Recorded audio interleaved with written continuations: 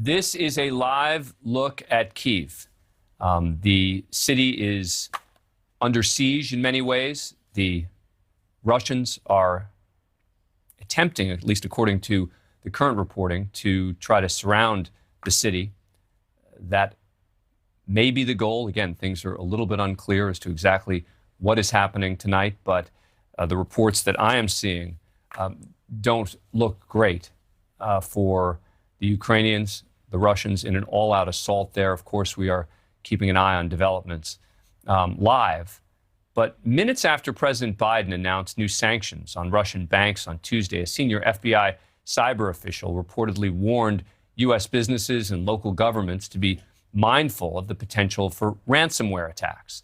The warnings came just days after reports that officials from multiple U.S. agencies had met with executives from big U.S. banks to discuss how to defend against potential Russian-backed hacking attempts against U.S. financial institutions.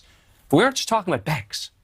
Hackers clearly operate in Russia with the Kremlin's blessing and a massive Russian attack could include our energy grid, internet access, which could grant Russian agents unfettered access to the computer systems of many U.S. government agencies and private businesses, potentially allowing them to shut off power, water, communications throughout the country.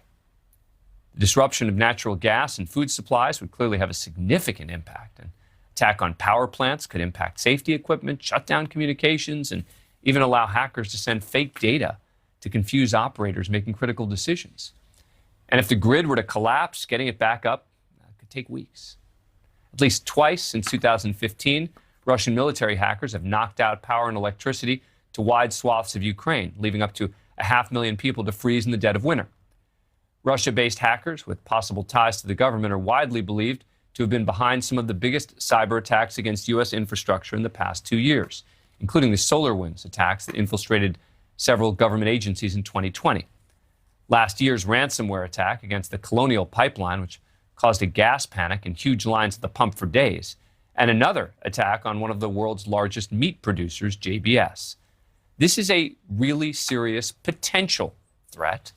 And to better understand the realities of this, joining us now is Andrew McClure, visiting fellow at George Mason University's National Security Institute and a partner, ForgePoint Capital, a firm focused exclusively on cybersecurity. Thank you very much for joining us. Appreciate it.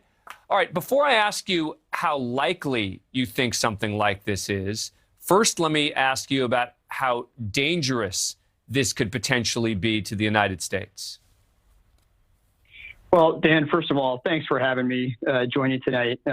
Certainly, all the scenarios that you described can be quite dangerous, not only for U.S. national interests, but also just given the situation in Ukraine right now. Obviously, there's fighting going on, and ordinary Ukrainians have felt many of these effects that you've described from basic wiper attacks early in the onset of the attack this morning, early morning in Kyiv time. Really as a shaping of the battle space. And this was something to be expected given how we've seen Russian activity across a number of other theaters in the past, to include Georgia, Estonia, and many others over the years. Do you think Russia has the capabilities to hack into the U.S. energy grid? Well, Dan, we know they have the capability, and the question really is, do they have the intent? And so we've seen on a number of occasions, in fact, reporting through our national intelligence estimates, looking at a number of the regulatory filings through FERC in particular, have all shown that major utilities are and remain quite vulnerable. But what we do see is we also see aggressive action coming out of CISA in particular. That's the DHS's Cybersecurity and Infrastructure Administration, which is leaning quite heavily into working with these so-called critical infrastructure components within our economy.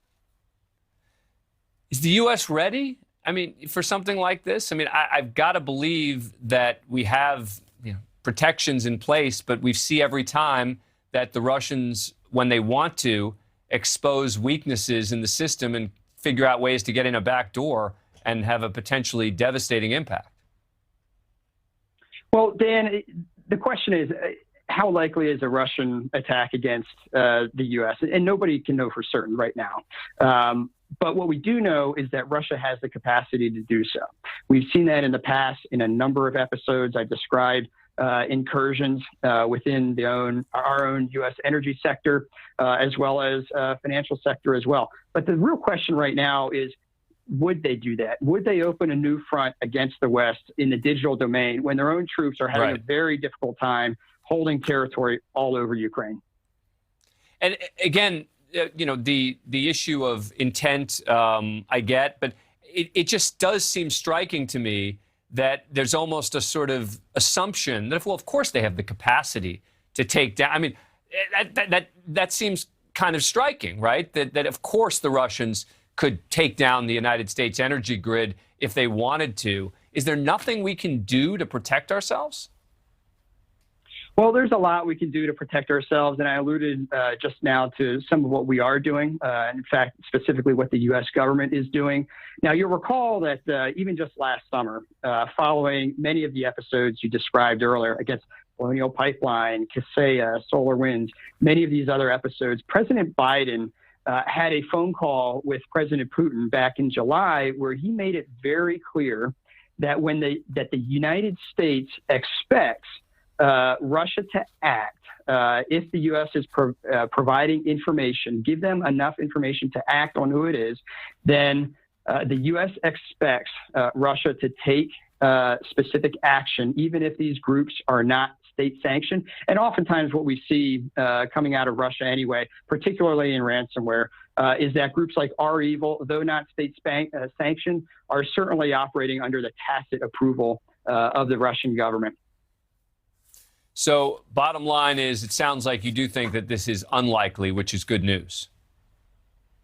Well, unlikely for now. I think what we're going to see, especially as sanctions kick up, you're going to see Russia really find a way to lash back out. And that's when this can get really dangerous, especially as financial sanctions start to hit. If and when we lodge energy sanctions against the Russian economy, then I think you can expect a bit more aggressive behavior. But right now, a lot of the security apparatus within Russia, to include the FSB, the SVR, they are focused primarily on Ukraine. And the question is, are they going to be overstretched there? Now, that's not to say that we're off the hook here in the West, but what it is to say is that their attention is diverted. And as these sanctions start to crush the American economy, particularly financial sanctions, will then Russia start to counter those sanctions by targeting U.S. financial institutions in particular? And this doesn't have to be confined to U.S. organizations as well. Our allies across the Five Eyes, as well as Western Europe, we've seen this storybook before, right? I'll give you an example back a decade ago. As U.S. was ramping up sanctions against Iran, we saw Iran lash out in particular against the U.S. financial sector. But I will say the good news is this. We have, industry has spent a lot of time and effort to build defenses from that time until this time. And so many large organizations across these industries, retail, energy, financial sector, are sitting in a much better defensive posture. So what I would recommend to these organizations is that there's never a better time than now to sit down with your security officer, go over your procedures in the event of a data breach or another exposure, and what would you do? How would you handle that incident? Absolutely.